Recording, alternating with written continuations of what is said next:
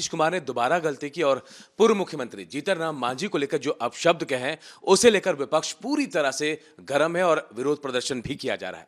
जीतन राम मांझी खुद हमारे साथ है। मांझी जी, आपने काम भी किया नीतीश कुमार के साथ काफी लंबे वक्त तक, तब उनको एहसास नहीं हुआ जो शब्द आपके लिए इस्तेमाल किए उन्होंने? देखिए, नीतीश कुमार जो अभी बोल रहे हैं वो अपने नहीं बोल रहे हैं, कोई दूसरा बोल रहा है। अब दूसरा का मतलब अब इसको कहिए कि लगता है कि दिमागी की स्थिति उनकी अब ठीक नहीं है।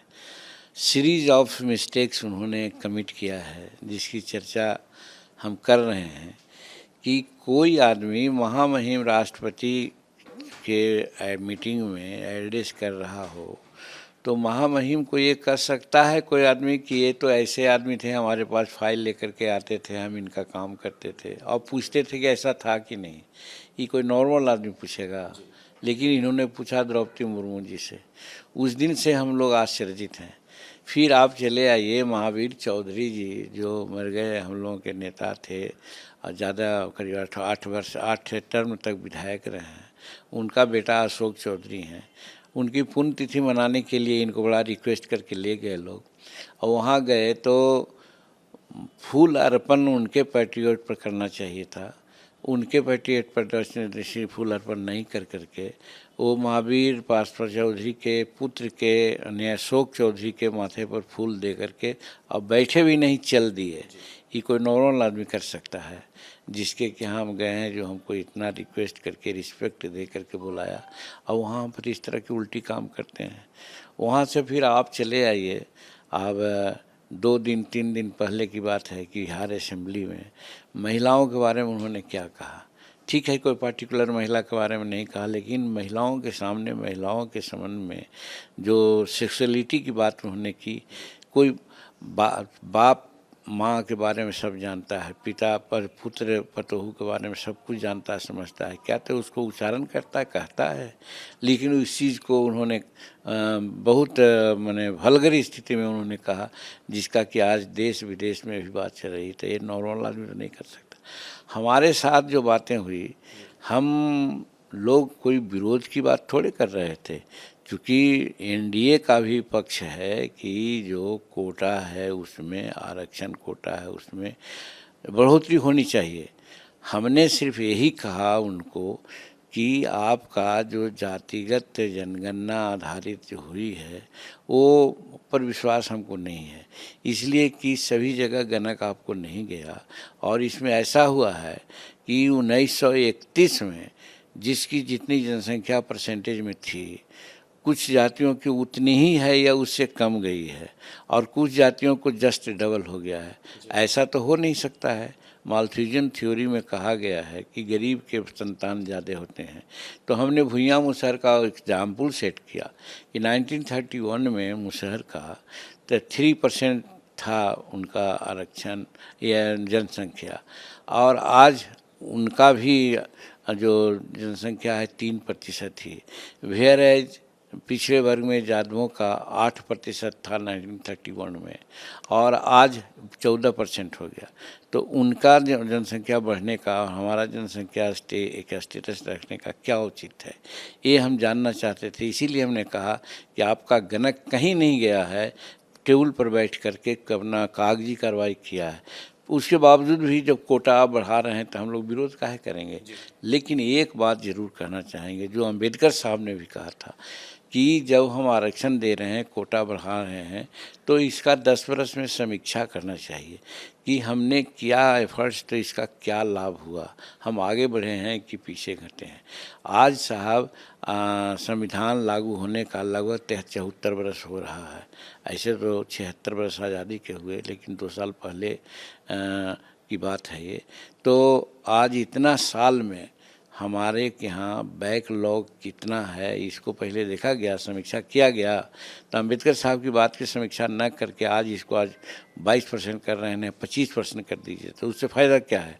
हमने उदाहरण दिया कि रोस्टर नियम शेड्यूल कास्ट का खास करके पदाधिकारियों के प्रमोशन में ऐसा है कि 1971 से लागू है, और 1971 से लागू है, तो अब तक कम से कम तो 16% आरक्षण मिल जाना चाहिए। आपने तो अपनी बात बताई उनको, अच्छी बात पूछी थी आपने, लेकिन आपको कभी ऐसा लगा कि नीतीश जी जिनके साथ आपने काम किया था ऐसे शब्दों का इस्तेमाल करके ना सिर्फ आपको, आपके पूरे समाज को अपमानित करने का? हमको अपमान नहीं कर सकते हैं, हम कैसे अपमानित होंगे, लेकिन हमारा समाज इससे बहुत अपमानित हुआ है और इस अपमान को हम लोग बर्दाश्त करने की स्थिति में नहीं है। हम गांव-गांव, बच्चे-बच्चे, चप्पे-चप्पे जा कर के नीतीश कुमार की इस हरकत को हम लोग कहेंगे और ये करेंगे कि क्या नज़रिया इनका है शेड्यूल कास्ट के बारे में, कि आज नौकरी का बहाल ये कर रहे हैं कि हम इतना कर रहे हैं और जो हमारा लाखों लाख बैकलॉग है उसको पूरा करने के लिए कोई कार्रवाई नहीं कर रहे हैं, झूठ मूठ का कोटा बढ़ा रहे हैं, आई बात कर रहे हैं। तो इसीलिए शेड्यूल कास्ट के हितैषी नहीं, शेड्यूल कास्ट के ये दुश्मन हैं। जिस शब्द का इस्तेमाल किया मांझिनों ने, मूर्ख शब्द का इस्तेमाल किया, ऐसा कहा जा रहा है, सियासी पंडित कह रहे हैं कि जिनके लिए कह रहे हैं नीतीश कुमार शायद खुद यकीन नहीं कर पा रहे हैं कि वो लगातार मूर्खता करते जा रहे हैं, 1 2 3 4 और देखिए लगातार मूर्खताएं कर रहे हैं। ये मूर्खताएं उनकी कील साबित होगी उनके लिए। देखिए, जो इसके बारे में सोचता है बुरा शब्द मैं समझता हूँ कि वो उसी लायक होता है, हम टर्म यूज़ नहीं कर सकते हैं, लेकिन ये बात मानना चाहिए उनको कि हम उनसे उम्र में भी बढ़े हैं, क्वालिफिकेशन भी उनसे पहले प्राप्त कर लिया है, विधायकी में भी उनसे पहले वो 85 में आए हैं, हम 80 में आए हैं, आज इसी के चलते हम प्रोटेम स्पीकर तक के हुए।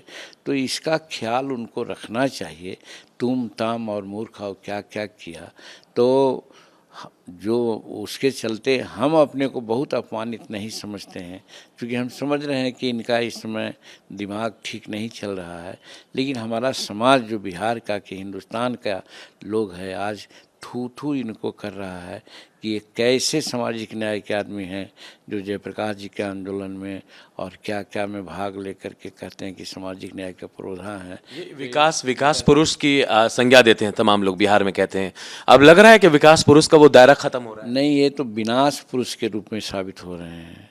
अब इसको इस रूप में मानेंगे कि जिस समय नया म्यूजियम बना रहे थे 225 करोड़ रुपया में आया था, हम उसमें विरोध किया था कि जब हमारे पास म्यूजियम है तो 150 करोड़ रुपया खर्च करके उसको हम वर्ल्ड क्लास बना सकते हैं, लेकिन इन्होंने नहीं माना, शुरू किया। हाई कोर्ट में भी ये बातें गई, तब तक के काम 50% कंप्लीट हो गया था, तो हाई कोर्ट ने कहा कि ये सुपरफ्लूअसली बना रहे हैं, नहीं बनना चाहिए, लेकिन ये पैसा खर्च कर दिए हैं इसलिए हम मना नहीं करेंगे। उससे उत्साहित होकर के इनको सोचना चाहिए था कि गलत किए हैं, लेकिन नहीं, और करीब करीब उसमें 350,000 करोड़ रुपया खर्च कर चुके, अभी तक उसमें खर्च ही हो रहा है। तो फिजूल खर्ची का यही है। दूसरी तरफ हमारे के यहाँ जो बूढ़े बुजुर्ग हैं जिनको 200 रुपया पेंशन मिलता था, विधवा को मिलता था, उसको 400 रुपया हमने किया और 400 रुपया तक ही अभी है, जबकि अगल बगल के राज्यों में 1000 रुपया, 1500 और 2000 रुपया तक पेंशन मिलता है। वो नहीं करके ऐसे ऐसे फ्यूल खर्ची में कर रहे हैं, तो इसको विकास पुरुष क्या कहा जाएगा? एक बात बताइए, आप कह रहे हैं कि उनका मानसिक संतुलन ठीक नहीं है, तमाम लोग कह रहे हैं ऐसा, मानसिक संतुलन ठीक नहीं है या ठीक नहीं रहने दिया जा रहा है? दोनों बात हो सकती है। इसमें हमने मांग की है इंक्वायरी की, हम कौन होते हैं, लेकिन जो इनका लक्षण और बातचीत और कार्रवाई हो रही है उससे लगता है कि नॉर्मल आदमी इस प्रकार से नहीं करेगा, कहीं ना कहीं अब नॉर्मलिटी है, इसका जांच होना चाहिए। कोई मामूली पद पर नहीं है, चीफ मिनिस्टर पद पर हैं, इसीलिए हम एक हाई लेवल की कमेटी जांच करें इनकी मानसिक स्थिति क्या है। ये भी कहा जा रहा है कि हो सकता है साजिश हो, उन्हें कुछ ऐसे दवाएं दी जाएं या कुछ दी जाएं जिनकी वजह से अब ऐसी गलतियां बार बार कर रहे हैं।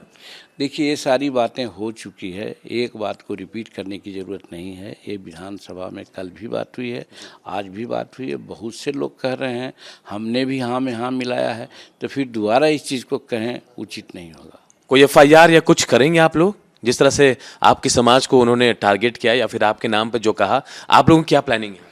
देखिए, इसमें हम लोग का प्लानिंग सिर्फ यही है कि हम लोग संवैधानिक ये में रहते हुए, दायरे में रहते हुए इस बात को असेंबली में उठाया, इस बात को महामहिम राज्यपाल को कहेंगे, इस बात से राष्ट्रपति जी को अवगत करावेंगे, होम मिनिस्टर केंद्र के लोगों को कराएंगे।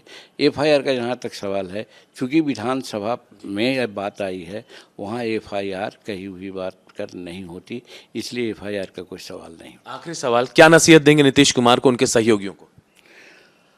हम तो यही कहेंगे कि नीतीश कुमार 2005 से 2010 तक के जो नाम कमाया था और ऐसा लगा था कि सही में बिहार में एक अच्छा शासन आया है जंगल राज के बाद, और उनको कालांतर में ऐसा कर रहे हैं कि जंगल राज से भी खराब स्थिति में लोग पहुंचा दिए हैं।